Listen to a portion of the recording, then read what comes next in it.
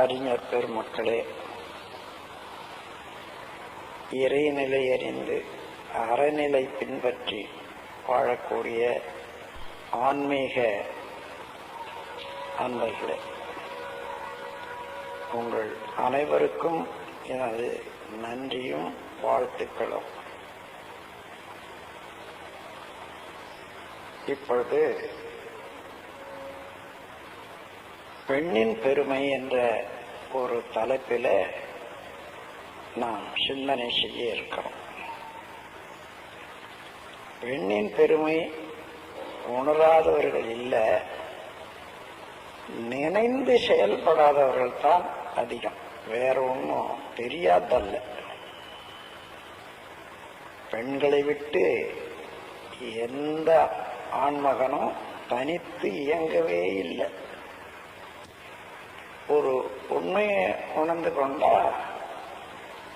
உலகத்துல சனத்தொகையில பாதி பேர் பெண்கள், பாதி பெண்கள் பாதி ஆண்கள்னு வச்சுங்க. அந்த பாதி ஆண்கள் பெண்களால பெற்றெடுக்கப்பட்டவர்கள் தான். அப்ப எப்படி பிரித்து பேசுவது, பெண்கள் வேறு ஆண்கள் வேறு என்று? ஒவ்வொரு ஆணும் ஒவ்வொரு பெண்ணும் பெண் வயிற்றில உருவாகி உருவான நாள் முதல் கொண்டு பிறக்கிற வரைக்கும் அவர்களுடைய உடல்ல உள்ள ரத்தத்தையே சாப்பாடாக எடுத்துக்கொண்டு வளர்ந்து அதன் பிறகுதான் பிறக்கிறோம். பிறந்த பிறகும் பெண்களுடைய ரத்தம் தான் பாலாக மாறி அந்த பாலை குடிச்சு எல்லாரும் வளரும். இறைநிலையானது எத்தகைய ஆற்றலை பெண்ணினத்துக்கு அளித்திருக்கிறது என்று பாருங்கள். இந்த பிரபஞ்சத்தையே உருவாக்கக்கூடிய எல்லா பொருளும் எல்லா இயக்கமும் இறைநிலையில இருந்துதான் வருகிறது. ஆனா உயிர்களை தோற்றுவிக்கக்கூடிய பராமரிக்கக்கூடிய ஒரு பொறுப்பை பெண்ணினத்தாண்ட ஒப்பிச்சுட்டு இருக்கிறோம். அதே இறைநிலையானது. அப்போ எந்த அளவுல பெண்களுக்கு மதிப்பு கொடுக்க வேண்டும், மதிப்பு கொடுத்து வாழ வேண்டும்னு பாருங்க. இன்னைக்கு உலகம் முழுவதும் தனி மனிதன சரி, குடும்பங்கள சரி, ஊர்ல உலகத்துல எல்லா இடங்கள்லயும் சரி, பிணக்குகள், போர், பகை எல்லாம் இருக்கு காண்கிறோம். இது ஏன்? எல்லாரும் ஒரே முறையில இறைநிலையால உருவாக்கப்பட்டவங்க வாழ்ந்து வர்றோம். அப்படி இருந்து ஏன் என்றால், இறைநிலையில ஒரு தவிர்க்க முடியாத, எளிதில் புரிஞ்சுக்க முடியாத ஒரு ஆற்றல், நீதி இருக்கிறது. அந்த நீதி தான் செயல் விளைவு நீதி. எந்த செயல் செய்தாலும் அதுக்கு உரிய விளைவு காலத்தால கெட்டிவிடும். நாம் எந்த விதையை பூமியில போட்டாலும் அந்த விதை எந்த தாய் மரத்துல செடியிலிருந்து வந்துதான் அதே செடியை போல அதே மரத்தை போல வளர்ந்து உருவாகி அதே போல காய்கறிகளை கொடுக்கறது பார்க்கிறோம். அதே போல நாம் எந்த செயல் செய்தாலும் அந்த செயலுக்கு தக்க விளைவை தவறாத காலத்தால அளிக்கக்கூடிய ஒரு ஆற்றல், ஒரு நீதி உணர்வு இறை நிலையில தொக்கி நிற்கிறது. அந்த அடிப்படையில் நாம் பார்த்தோம்னா உலகம் முழுவதும் பல துன்பங்கள் அடையத்துக்கு காரணம் கூட நாம் கண்டுபிடிக்கலாம். நமது ஜனத்தொகையில பாதியாக இருந்து கொண்டு அந்த பாதிக்கு மேலாக உள்ளவர்களையும் பெற்று வளர்த்து வாழ வைத்துக் கொண்டிருக்கக்கூடிய பெண்ணினத்துக்கு ஆணினம் இதுவரையில உலகம் தோன்றி சிந்தனையாற்றல் மிகுந்து இன்று வரையில என்ன மதிப்பு கொடுத்திருக்கிறது, எந்த வகையில அவர்கள் நன்றி உணர்வோடு பாராட்டி வருகிறது என்பதை பார்ப்போம். எல்லாருக்கும் தெரியும், ஆதி காலத்துல குறிஞ்சி நிலத்துல வாழ்ந்திருந்த போது மக்கள், அதாவது மலைகள்ல வாழ்ந்திருந்த போது அவர்களுக்கு பெண்களுக்கு உணவு தேடுற வேலையை கொடுக்கல.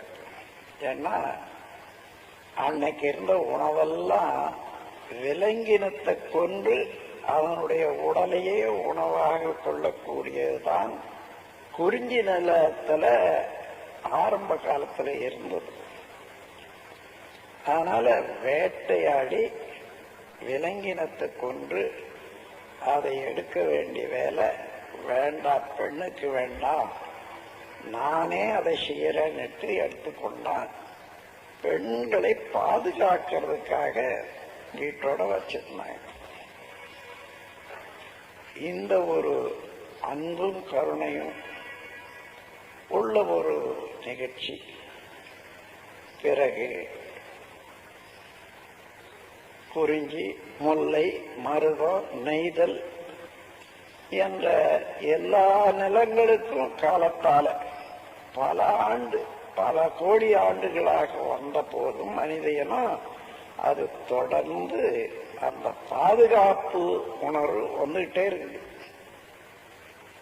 ஆனா நாளுக்கு நாள் வர வர வர வர இந்த பாதுகாப்பு உணர்வோடு அடக்கி ஆளக்கூடிய ஒரு மனப்பான்மை மனிதனுக்கு வந்துவிட்டு, பாதுகாப்புல என்னன்னா பெண்களுக்கு உணவு உற்பத்தி செய்யற வேலை அல்லது பொருள் சம்பாதிக்கக்கூடிய வேலையை கொடுக்கல பாருங்க. அப்போ பொருள் சம்பாதிக்கக்கூடிய வேலை பொறுப்பு ஆண்களாண்டே நின்னதுனால அப்போ ஆட்சி, குடும்ப ஆட்சி ஒருத்தருக்கு ஒருத்தர் மேலாதிக்க செலுத்தக்கூடியது என்ற அளவில் வந்தபோது ஆண்கள் மேலாதிக்கம் தேவையாயிற்று. அது பழக்கமாகவும் வந்து அந்த ஆண்கள் மேலாதிக்கும் பொருளை கொண்டு வந்த ஒரு ஆதிக்கம், அது மேஸ்குலன் அரகன்ஸ் ஆங்கிலத்தில் சொல்லுவாங்க. ஆணாதிக்கம், அதாவது ஒரு வரமுறையற்ற திணிப்பு நிலை, அடக்குமுறை, இப்படியே வந்துவிட்டது. இன்றைக்கு நாம் பார்க்கிறோம் எந்தெந்த இடத்துல பெண்கள் தானே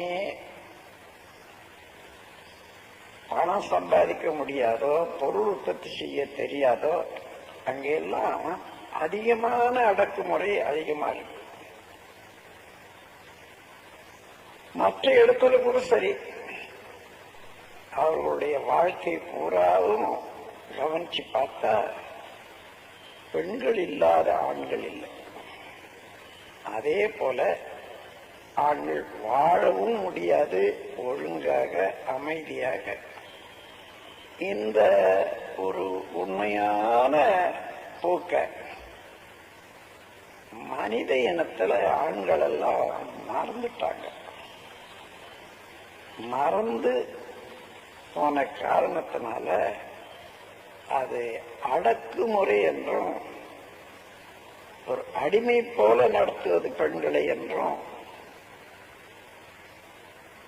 பாதுகாப்புக்கு அவசியம் என்ற உணர்வை அது இன்னும் மேலும் மேலும் மேலும் அது அடக்குமுறையை அதிகரிச்சு விட்டது.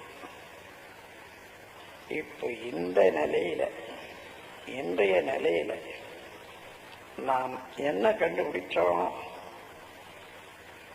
அந்த காலத்துல விலங்கினத்தை வேட்டையாடுறதுக்கு பெண்களுடைய உடல் வலுவு சரியா இருக்காது என்றது இருந்தால் அதை ஒப்புக்கொள்ளலாம். இந்த காலத்துல இருக்கக்கூடிய தொழில்கள், சம்பாத்தியம், மற்ற வேலைகள் எல்லாம் பெண்களால முடியாத காரியம் என்ன? சமமான ஒரு அறிவும் உடல் பலமும் கூட பெண்களுக்கு இருப்பதை பார்க்கிறோம். இன்னும் இராணுவம், பாதுகாப்பு முறைகள் எல்லாம் பெண்கள் தலைமையேற்று நடத்துவதை, சிறப்பாக நடத்துவதை பார்க்கிறோம். இந்த நிலையில கூட ஒவ்வொரு குடும்பத்திலையும் நாம பார்த்தோம்னா பெண்களை ஒரு இரண்டாவது பிரஜையாக, ஒரு அடிமையாக நடத்துவதுதான் இயல்பாக இருக்கிறது. இதுல ஒரு நாட்டுல பிறந்து இன்னொரு நாட்டுல போற போது பாஸ்போர்ட் எடுத்துட்டு போகணும்னு இந்த குடியுரிமை. அதே போல எல்லா பெண்களுமே பொதுவாக பிறக்கிறது ஒரு ஊர் அல்லது ஒரு வீடு, தன்னுடைய உழைப்பை பயனை தருவது என்பது இன்னொரு வீடு. இந்த இரட்டை குடியுரிமை உடையவர்கள் தான் பெண்கள். அதனால அங்க ஒரு புறம் எல்லா செலவும் பண்ணி வளர்க்கிறாங்க, அந்த காட்டி வளர்த்து வந்தாங்க. அதே அன்பை காட்ட முடிகிறதா மாமியார் வீட்டுக்கு போனா, கணவன் வீட்டுக்கு போனா? இல்லை. எவ்வளவு அவமதிப்பு என்று பார்ப்போம். இந்த அவமதிப்பும் நன்றி கெட்ட தன்மையும் நல்ல அறிவுடைய பெண்கள், சிந்தனையாற்றல் உடைய பெண்கள் மனம் ஏற்றுக்கொள்ள முடியறதில்லை. குமரன் எங்க போவாங்க? ஏதோ ஒரு தனி இடத்துல ஒருத்தனை மடக்கி அடிச்சு ஒருத்தன் பொருளை பிடிக்கிறான்னு சொன்னா அவனால ஒன்றும் செய்ய முடியாத இருக்கலாம் பாருங்க.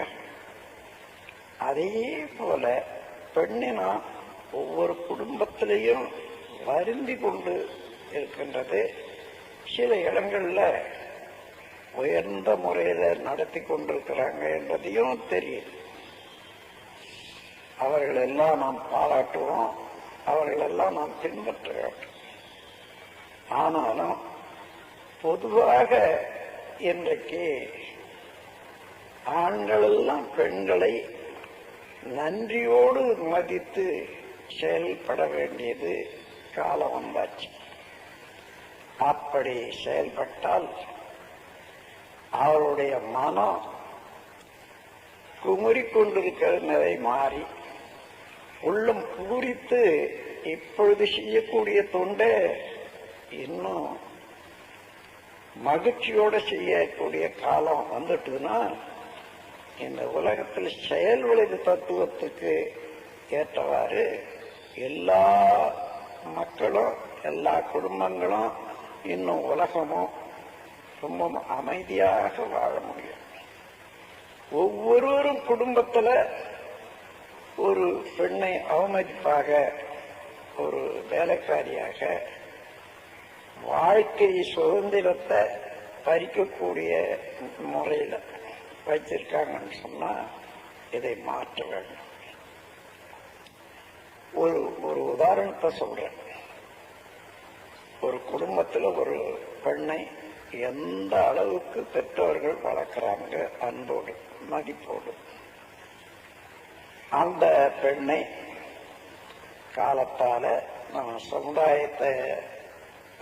சமுதாயத்தினுடைய நீதியை பொறுப்பும் இறை நீதியை பொறுப்பும் இன்னொரு குடும்பத்தில் தான் வாழக்கூடியவர்கள் என்றதை ஒப்புக்கொள்ளும்.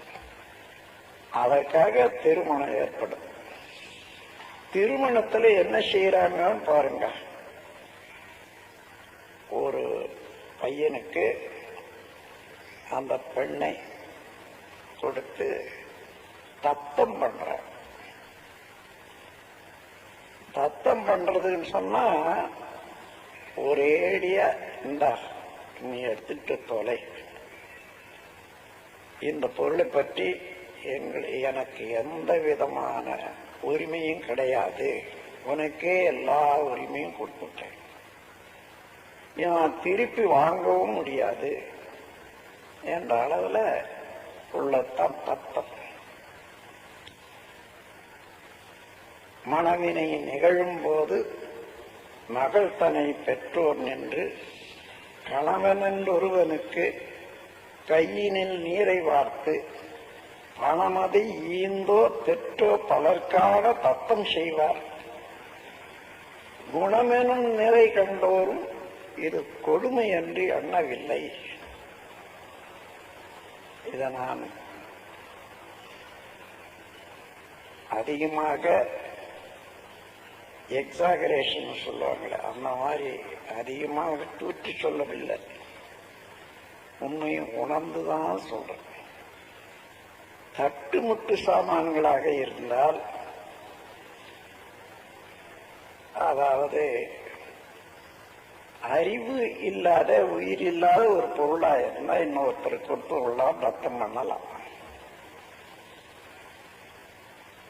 வினைப்பதிவோடு உலகத்துல வாழ வந்தவர்கள்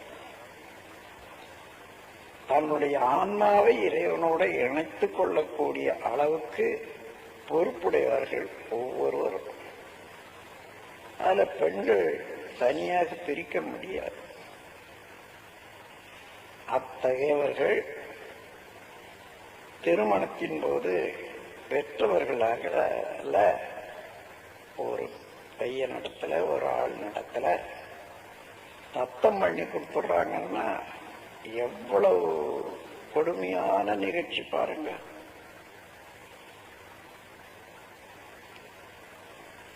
குணமேனும் நிலை கண்டோரும் இது கொடுமை என்று எண்ணவில்லை. இதுவரையில இது பெரிய கொடுமையான நிகழ்ச்சி என்று யாருமே எண்ணவில்லை. இல்ல சிந்தனை ஆற்றல் இல்லையா, அறிவு இல்லையா, அறிவில்லாத காலத்துல வாழறமா, எதுக்காக இந்த கொடுமை செய்யணும்? கவனிச்சு பாருங்க.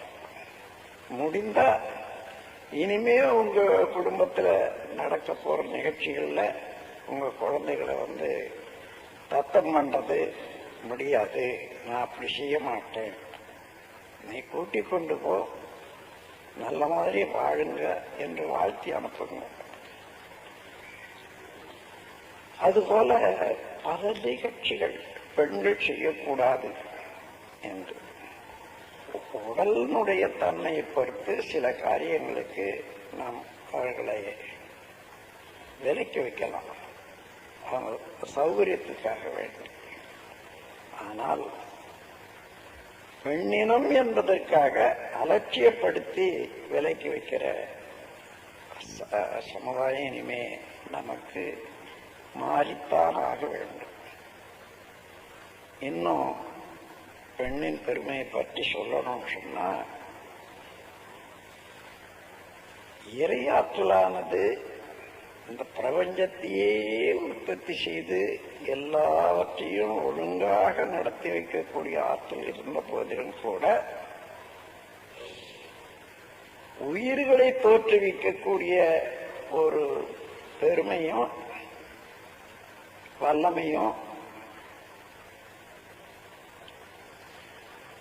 பெண்களிடத்துலதான் இறைவன் ஒப்பிச்சுட்டான். இறைநிலையானது பெண் என்ற வடிவத்துலதான் இந்த பொறுப்பு ஒப்பிக்கப்பட்டிருக்கிறது என்று சொன்ன, அப்ப இறைவனுக்கு இறைநிலைக்கு அடுத்தபடியாக நாம் பாராட்டக்கூடியது போற்றக்கூடியது பெண்ணினம்தான் என்பது தெரியுது இல்லையா? அதற்கு முரண்பாடாக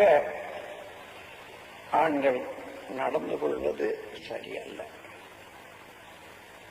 இதை ஆண்களும் உணர வேண்டும், பெண்களும் உணர வேண்டும். நண்பர்களே, இனி வருங்காலத்தில் இந்த பெண்ணினத்துக்கு எந்த அளவுக்கு மதிப்பு கொடுக்கிறோமோ அந்த மதிப்பின் அளவுக்குத்தான் ஒரு மனிதனுடைய வாழ்க்கை நலம் பெறும், குடும்பம் நலம் பெறும். உதாரணமாக, ஒரு பெண் கர்ப்பமாக இருக்கிறாங்கன்னு வச்சுக்கோங்க. அந்த கர்ப்ப காலத்துல அவர் மனநிலை எப்படி எப்படி இருக்கிறதோ, எந்தெந்த செயல்கள்ல எந்தெந்த பொறுப்புணர்ச்சியில அவர்கள் பாராட்டப்படுகிறார்களோ அல்லது நிந்திக்கப்படுகிறார்களோ, அவையெல்லாம் அந்த கருவிலையும் பதியும். அந்த பெண்ணுக்கு ஏற்படக்கூடிய எண்ணங்கள் எல்லாம், வருத்தம் எல்லாம், மகிழ்ச்சி எல்லாம் அந்த கருவிலையும் பதியும். ஏன்னா ஒரு பெண் என்றால் கருமையத்துடைய பெண். கருமையம் என்பது எத்தனையோ காலமாக மரபு வழியே வந்த எல்லா செயல்களையும் சுருக்கி இருப்பாக வைத்திருக்கக்கூடிய கருமையம். அதே கருமையத்தில் இருந்து இன்னொரு கருமையம் உண்டாச்சு. அந்த கருமையம் அவ்வளவு வாங்கி கொண்டே இருக்கிறது. இருப்பதையும் டிரான்ஸ்பர் பண்ணிக்குது, எடுத்து காப்பி பண்ணிக்குது. அதோட நடக்கிறதெல்லாம் அங்கே காப்பி ஆகும். இதை சோதனை போடுறதுக்காக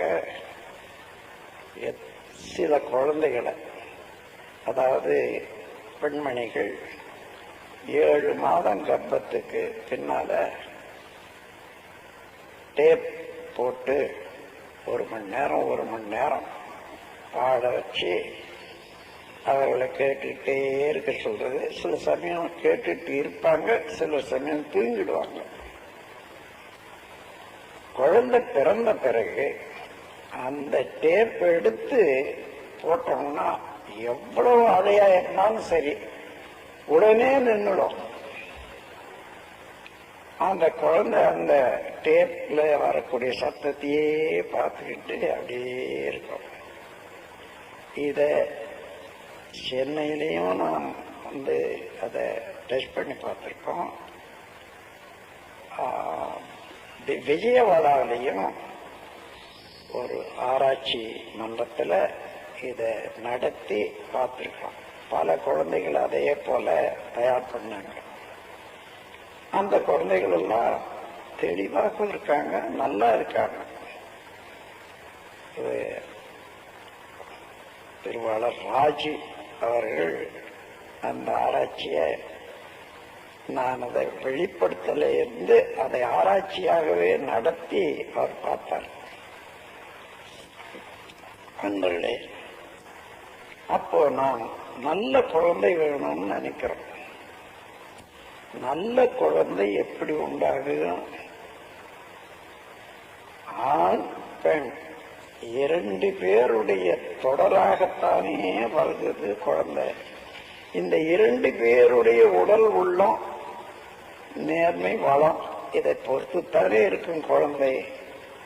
நான் வேற மாதிரியாக இருந்து குழந்தை வேற மாதிரியா இருக்கணும்னு சொன்னா, விதைய ஒண்ணு போட்டுட்டு இன்னும் காய் வேற மாதிரியா வரணும்னு நினைக்கிற மாதிரி தான் இருக்கும். அதனால நமக்கு எந்த மாதிரியான குழந்தை வேணுமோ அதுபோல ஆம்பளையும் பெண்பிளையும் அது ஒழுங்கா நடந்து கொண்டு ஒருவரை ஒருவர் ஆமோதித்து உணர்ந்து வாழ வேண்டியது அவசியம். அதுலயும் அந்த கருவுற்ற காலத்துல பெண்மணிகளுக்கு மிகவும் மகிழ்ச்சியான ஒரு சந்தர்ப்பமும் சம்பவங்களுமே நிகழக்கூடிய அளவுல அது ஒரு விழா காலம் போலேயே வச்சு பாதுகாக்க வேண்டியது உலக நன்மைக்காக, குடும்ப நன்மைக்காக, அந்த குழந்தையினுடைய வளத்துக்காக. அப்படி செய்து பாருங்க. ஒரு 10 குடும்பத்துல அந்த குழந்தைகளுடைய ஏற்றமும் அந்த குழந்தைகளுடைய மலர்ச்சியில விளையக்கூடிய விளைவுகளும் எல்லாருக்கும் சொந்தமா இருக்கும், உலகத்துக்கே சொந்தமாக இருக்கும். அன்பர்களே, இத்தகைய முறையில பெண்ணினத்தை இதுவரையில நாம மதிப்பு கொடுக்காத இருந்தால் பழக்கத்தின் வழியே வாழக்கூடிய ஒரு நிலையில வந்ததுதான் என்று தெரிந்து கொண்டு இனிமேல் விளக்கத்தின் வழியே வாழ்வோம், பெண்களுக்கு உரிய மதிப்பை அளிப்போம் என்ற ஒரு உறுதிப்பாடு எடுத்துக்கொண்டு நம்முடைய மாற்றம் வாழ்க்கையில மாற்றம் வேண்டும். நான் எனது குடும்பத்திலே பார்த்திருக்கேன். ஒரு சமயம் நல்ல உணவு சமைப்பாங்க, அற்புதமாக இருக்கும், நல்லா சாப்பிட்டு எழுந்திருக்கும். அப்புறம் கொஞ்ச நேரம் பொறுத்து யோசனை பண்ணுவேன், இவ்வளவு நல்ல மாதிரி செய்தாங்களே, பாராட்டி ஒரு வார்த்தை கூட நான் சொல்லலையே என்ன நினைப்பேன். அது ஏதோ அப்படி சொல்றது வெக்கமா செய்யக்கூடாத செயலை செய்யற மாதிரியா இருந்து அதன் பிறகு துணிந்து ஒவ்வொரு நாளும் நல்ல உணவு சரியாக இருக்குமே, ஆனால் அதை பாராட்டாத எழுந்துக்கிறது இல்லை. அது மாத்திரம் இல்லை, சாதாரண உணவுல கூட இந்த அளவு அவர்கள் செய்ததுக்கு தினந்தோறும் அவர்களை நன்றி உணர்வோடு பாராட்டி எழுந்துட்டது என்பது வந்தது. அதன் பிறகு அவருடைய செயல்லையே, அவருடைய அன்பு கருணைவைகளிலேயே ஒரு பெரிய மாற்றத்தை நான் கண்டுகொண்டேன். நீங்களும் காணலாம், உலகமே காணலாம். அவ்வளவு நல்ல முறையில செய்து கொடுக்கக்கூடிய ஒரு உணவை உண்டு கழிக்கக்கூடிய உள்ளம், ஏன் இது நல்லா இருக்குது, இவ்வளவு அருமையாக செய்திருக்கீங்க, உங்களுக்கு என்னுடைய பாராட்டுகள். இந்த நாக்கு துணிந்து முதல்ல சொல்ல பழகிக்கணும். நேரடியா சொல்ல முடியலன்னா ஒரு கண்ணாடி அதில் நின்றுகிட்டு சொல்லி சொல்லி பழகிக்கணும். அதன் பிறகு தாராளமா வரும், சொல்லி பழகிட்ட பிறகு. அந்த முறையில தான் ஒவ்வொரு குடும்பத்திலும் திருமணம், பெண்களுடைய பெருமை உலகம் உணரும் காலத்துல சமாதானம், சம ஆசனம் என்றது தான் சமாதானம். இங்கே ஆண்களுக்கு பெண்களுக்கு இடையிலே சமாதானம் இல்லையானால் குடும்பத்துல வராது, குழந்தைகளாண்ட வராது, இன்னும் உலகத்திலையும் வராது. இது ஒரு பெரிய முட்டுக்கட்டு உலக நலத்துக்கு என்று எடுத்துக்காட்டி எல்லோரும் இந்த நல்ல காரியத்தில் ஒத்துழைத்து ஒவ்வொரு குடும்பத்திலையும் நீங்களும் அதனுடைய பயனை பெற வேண்டும், மற்றவர்களுக்கும் தர வேண்டும் என்று கூறிக்கொள்ற. நான் உலகம் முழுவதிலும் சுற்றி வந்தேன், எல்லா நாடுகளுக்கும் போனேன். ஏதோ சில நாடுகளுக்கு போகலைன்னாலும் அந்த குடும்பங்கள் எல்லாம் என்னண்ட பயிற்சி எடுக்க வந்து அவர்கள் மூலமாக அவங்களுடைய கலாச்சார பண்பாடுகளை எல்லாம் தெரிந்து கொண்டாங்க. அப்படி பார்க்கிற போது உலகம் முழுவதும் மதர்ஸ் டே என்று கொண்டாடுறாங்க. ஃபாதர்ஸ் டே, அதாவது அப்பாவுடைய நாள் என்று கொண்டாடுறாங்க. சில்ட்ரன்ஸ் டே, குழந்தைகளுடைய நாள் என்று கொண்டாடுறாங்க. ஆனா எங்கேயுமே மனைவி நல வேட்பு என்றது கிடையவே கிடையாது. மனைவியை பாராட்டக்கூடிய நாள் உலகம் முழுதும் ஒரு இடத்துலயும் இல்லை. நான் அதனால்தான் அப்படி அந்த எண்ணம் வந்த பிறகு இந்த நாட்டுக்கு திரும்பி வந்து மனைவி நல வேட்பு என்று ஒரு விழாவே ஏற்படுத்துறேன். அது என்னுடைய மனைவி பிறந்த நாள்ல, அதாவது ஆகஸ்ட் 30 அந்த நாளை இப்ப கொண்டாடுறாங்க பல இடங்கள்லையும். அங்க இது வரைக்கும் மனைவியை பாராட்டி பழக்கமில்லாத நாக்கு அங்க படுற பாட்டை நான் பார்க்க. ஏன்னா அன்னைக்கு மனைவிக்கு ஒரு பூச்செண்டு கொடுக்கணும். அந்த விழாவில் ஒவ்வொருவரும் சொல்லி கொடுக்கணும். என்ன, பிறந்த பெற்றோரை, பிறந்தகத்தை, பிறந்த வீட்டை விட்டு பிரிந்து வந்து கடமையார மாற்ற பற்றற்ற பிறவி என குடும்பத்தொண்டு ஏற்று பண்பாட்டின் அடிப்படையில் என பதியாய் கொண்டேன்.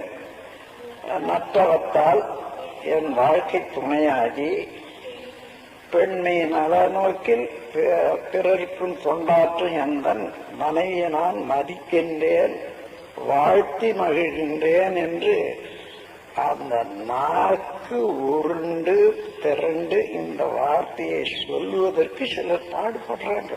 ரொம்ப வரல, இன்னும் புதுசு இல்லை, இல்லாத சொல்றதில்லை. ஆனா சொல்லி பழகிட்ட பிறகு அன்னையிலிருந்து அவங்க வாழ்க்கையில ஒரு பெரிய மாற்றம் தான் என்று கூறி, இந்த மாற்றம் எல்லாருக்கும் நலமளிக்கட்டும், உலகுக்கும் நலமளிக்கட்டும். நம்மை பெற்றெடுத்த தாய்களாக, குடும்பத்துக்கு உதவி செய்யக்கூடிய பெண்மணிகளாக இருக்கக்கூடிய பெண்ணினம் அவர்கள் மகிழ்ச்சி அடையட்டும் என்று கூறி உங்கள் அனைவரையும் இதே நேரத்தில் வாழ்த்தி என்னுடைய உரையை நிறைவு செய்கிற. வாழ்க வளம்.